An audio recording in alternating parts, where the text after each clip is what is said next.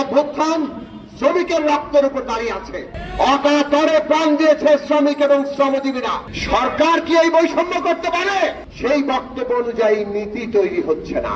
এটা যেন কথার কথা না থাকে, এটা যেন নীতিতে প্রতিফলিত হয়। প্রথম কথা হচ্ছে, গত 1 মে বর্তমান অন্তর্বর্তী সরকারের মাননীয় প্রধান উপদেষ্টা প্রফেসর ডক্টর মোহাম্মদ ইউনূস তিনি একটি শ্রমিক সমাবেশে প্রধান অতিথির বক্তব্যে বলছিলেন যে বাংলাদেশ একটা নতুন যাত্রা আছে।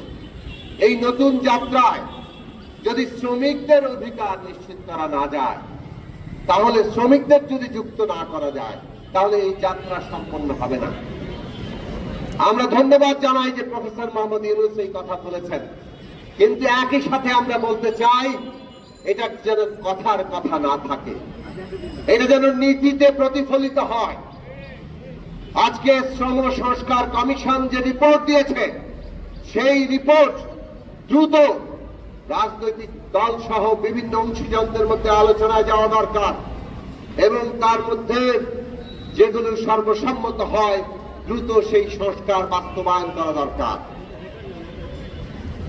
শ্রমিকরা যদি নতুন বাংলাদেশের যাত্রায় তাদের গুরুত্বপূর্ণ অংশ নেওয়া হয়, তাদের দাবি দেওয়া, তাদের অধিকার, তাদের মর্যাদা যদি সেখানে প্রতিষ্ঠা না করা হয়, তাহলে অভ্যুত্থানের সাথে বিশ্বাসঘাতকতা করা হবে। এই অভ্যুত্থান শ্রমিকের রক্তের উপর দাঁড়িয়ে আছে এবং এইটা খুব পরিষ্কার। অভ্যুত্থানের সূচনা হয়েছে ছাত্র আন্দোলনের মধ্য দিয়ে। এটা সবগুলো অভ্যুত্থানের ক্ষেত্রেও কম বেশি হয়তো সত্য বলা যাবে, কিন্তু এই অভ্যুত্থান দ্রুতই আমাদের দেশের শ্রমিক, কৃষক, শ্রমজীবী, মেহনতি মানুষের অংশগ্রহণের মধ্য দিয়ে একটা জনতার উত্থানে পরিণত হয়েছে। অকাতরে প্রাণ দিয়েছে শ্রমিক এবং শ্রমজীবীরা। সংখ্যার দিকে যদি তাকান, সবচেয়ে বেশি প্রাণ দিয়েছেন শ্রমিক এবং শ্রমজীবী মানুষ। তাদের অধিকার কোথায়? খোদ সরকারি অফিসে বৈষম্যের নীতি আমরা দেখেছি।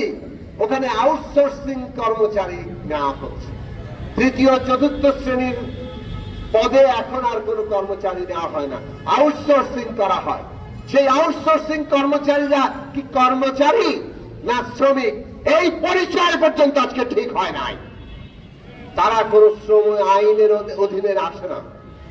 এই সরকারি অফিসে দৈনিক মজুরি ভিত্তিক শ্রমিক আছে, তারাও কি শ্রমিক না কর্মচারী তার কোনো সংজ্ঞা নাই, যার ফলে তারাও শ্রম আইনের মধ্যে আসে না।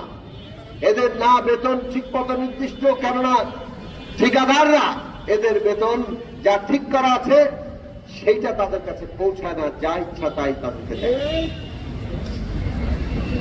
সবচেয়ে বড় কথা হচ্ছে কোনো ভাতা নাই, কিছু নাই, রাত দিন যত ঘন্টা কাজ করা, কোনো বোনাসের কোনো ব্যবস্থা নাই। মাতৃত্বকালীন ছুটিটাও পর্যন্ত ছিল না। গত 8 মাস আন্দোলন করে নতুন নীতিমালা এসছে, অন্তত তারা আমলে নিয়েছেন, তার জন্য ধন্যবাদ জানাই। কিন্তু সেখানে মাতৃত্বকালীন ছুটি 45 দিনের। একই অফিসে থেকে কর্মকর্তারা 6 মাসের মাতৃত্বকালীন ছুটি পাবেন, আর আউটসোর্সিং কর্মচারী 45 দিনের পাবেন। দৈনিক মজুরি ভিত্তিকের জন্য কোনো ব্যবস্থাই নাই। সরকার কি এই বৈষম্য করতে পারে? তাহলে প্রফেসর ডক্টর মোহাম্মদ ইউনূস, আপনার কাছে পরিষ্কার করে বলি, আপনার যে বক্তব্য, সেই বক্তব্য অনুযায়ী নীতি তৈরি হচ্ছে না। আপনি এই সব বিষয়ের দিকে আরো তীক্ষ্ণ নজর দেন। জনগণের যে অধিকারের প্রশ্ন, এটা দাম খরাতের প্রশ্ন না। রাষ্ট্রের নাগরিক হিসেবে এটা অধিকার আর মর্যাদার প্রশ্ন। কাজেই সরকারি অফিসেই যদি সেই অধিকার আর মর্যাদা লঙ্ঘিত হয়, প্রাইভেট সেক্টরে অন্যত্র কি হবে সেটা তো সহজেই অনুমেয়।